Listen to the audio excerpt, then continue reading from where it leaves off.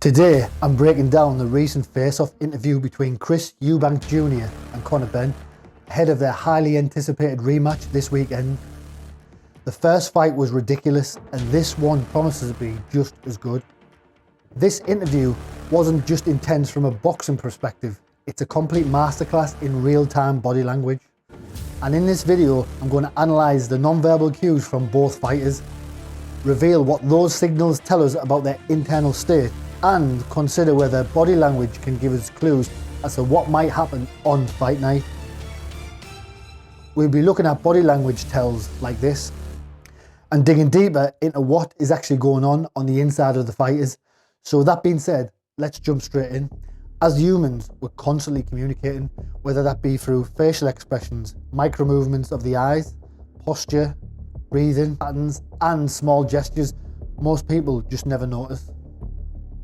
These cues often leak out unconsciously, even when we try to hide them. Let's get into it, and I'll break down and I'll walk you through the key behavioural moments from the interview, step by step. So, very early on in the interview, after Chris says he is more refined and eloquent in his speaking than Conor is, you see Conor get a little bit angry, you see him gritting his teeth, classic sign of suppressed anger and frustration. You see he's trying to be really composed verbally, but physiologically, you see the tension there is very clear. The anger just seems to seep out of him. In the next clip, when Conor says that he intentionally delayed the fight. For whenever. I'll fight you now, I'll fight you tomorrow. Wants to fight September 20th, so you know what? We're not going to do it. Conor leans back. This is a distancing cue, often signalling disagreement or need for psychological space. Now, this might not be Conor having a stress response, but he is definitely disagreeing with what Chris did. Now, with body language, no one response in isolation indicates stress. So what we're looking for here is a cluster of behaviours. Now, it is important to point out that any response does not prove deception, but merely that there is stress present at that point in the conversation. In my opinion, this next bit is a key moment in the interview. It's when Chris accuses Conor's team of sabotaging the weigh-in, which we know caused Chris to miss weight and subsequently cost him 500k. And Conor winds him up a little bit about buying a Rolls. So if you watch Conor's response here. Weight is the way I lose weight. Oh, then it's unprofessional because I'm driving in a brand new roller because of it. So thank you. Hope you do it again. Hope you do it again. I'll buy another one. In fact, I'll buy your plate off you. I'll buy your plate off you and stick Eubank on there as well. When you have a sabotaged weigh-in, oh, shut up. You miss weight. No. What do you say to the fact that Conor says he's going for world titles? You're not even bothered about world titles. What we see is Conor's sort of pacifying himself. He's doing a face rub, he's clasping at his neck, leaning back, adjusting his seat. Classic cluster behaviour. And clusters matter because no single behaviour proves anything. Real body language analysis requires patterns, context, and baseline behaviour, not just Hollywood myth like CGI. We can't say he's lying here, but what we can say is he's very uncomfortable and he's engaging in multiple clustered self-soothing actions. It's interesting, isn't it? You make up your own mind here. Is there any truth in this and what Chris is saying? On Conor's side, there's certainly some discomfort. When Chris calls Conor a drug cheat, you see Conor here purses his lips, which he's holding back a response, he's holding back what he wants to say. And then we see him fold his arms, which is a classic sort of protection.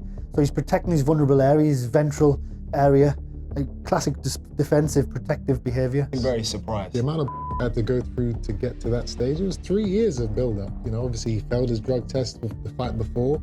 So then all of these years I'm thinking about the fight and talking about the...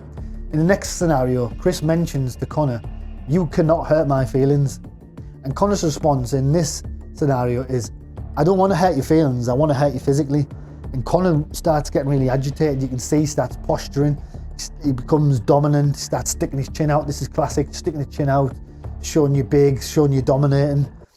But in this context, it's also a little bit of irritation. I think Conor's irritated by what Chris has said. I said this really hurt your feelings to bring it up today. Nothing. And that's the thing. Oh, okay. You can't hurt my feelings. But I'm not bothered about it. It doesn't matter how many times you call me or an idiot. I don't mind. That's my hurting. I don't care about talking. My hurting is punching you in the face. That's my hurting, putting you in hospital. And how did that go? I believe Conor on the inside here is thinking, I've got this under control. His unconscious body language has other ideas, however. So look at this clip. Gonna knock me out. But you couldn't believe after the fight that he had the heart and the grit. You thought you would break it. I did. I Sorry. thought I'd break him. I thought he would quit. Yeah. Because that's what cheaters do.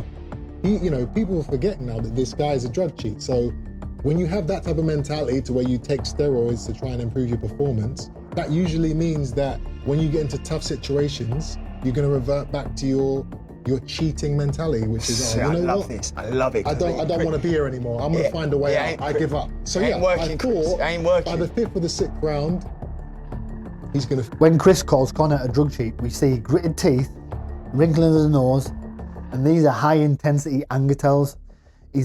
At this point, his adrenaline is surging and he tries to soothe himself by rubbing his nose, also known as the Pinocchio effect. When Conor says, cleared, I'm cleared repeatedly, if you notice a look on his face, there's a bit of contempt, like disrespect, looking down his nose at him. And then he sort of glances at the presenter. Now this is a key thing in group dynamics, where someone says something and they're looking for approval by someone else in the group. It can often mean, do you believe me? So he's looking at the presenter for reinforcement. Stayed in there. So for that, I'll give him his respect and his credit. Still a drug cheat, but you stayed in there. You stayed in there. You didn't cheat. You didn't give up.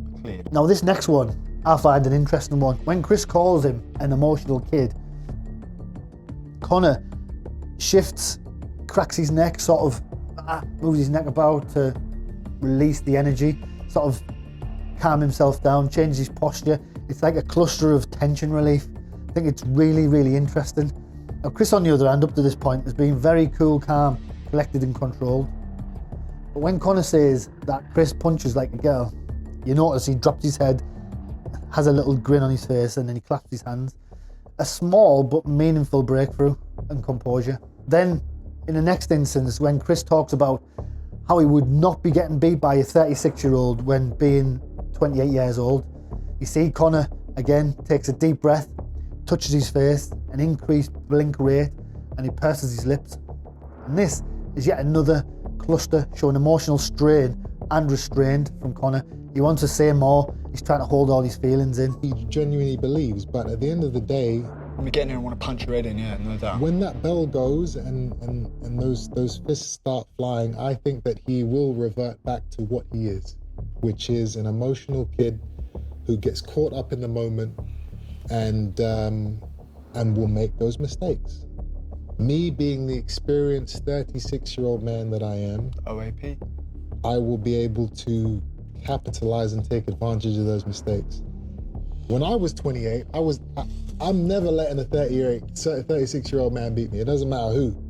The fact that you're 8 years younger than me and I still did what I needed to do. Yeah, you experienced for them. As the interview ends, you can see the relief on Conor's body. The shoulders drop, breathing changes, like he's glad it's over. Throughout the interview, Chris has mastered his body language. He's remained cool, calm and collected for the vast majority of the time, whereas Conor has been agitated, seeping out anger, and is unable to hold the stress in. I think all this makes for an interesting fight. Can Chris approach this game like a game of chess and let Conor punch himself out?